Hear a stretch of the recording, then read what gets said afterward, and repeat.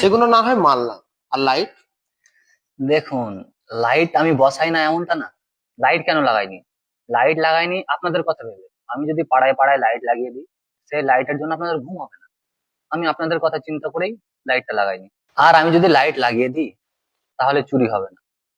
আর চুরি যদি না করে, তো চোররা খাবে কি? চোরেদেরও তো সংসার আছে, আমাকে তো সেদিকেও মন দিতে হবে। তারাও তো আমার ভোটার। আপনি কি বলতে চাইছেন? চোররাই আপনার ভোটার? তাহলে সাধারণ জনগণরা কি? দেখুন, এটা কিন্তু আপনি ভালো প্রশ্ন করেছেন। সাধারণ জনগণকে যখন ভোটের আগে আমি কিনি, তখন 500 টাকা করে লাগে। আর এসবদেরকে কিনলে ওরা 10 টাকার চুল্লিতে বিক্রি হয়েছে। ওরাই তো আমার আসল ভোটার। ওরাই তো হচ্ছে দেশের প্রকৃত ভোটার। তো প্রধান সাহেব, আশেপাশে দেশগুলোকে দেখছেন, অনেক শিক্ষার হার বাড়ছে, কিন্তু আমাদের দেশ কেন এত পিছিয়ে?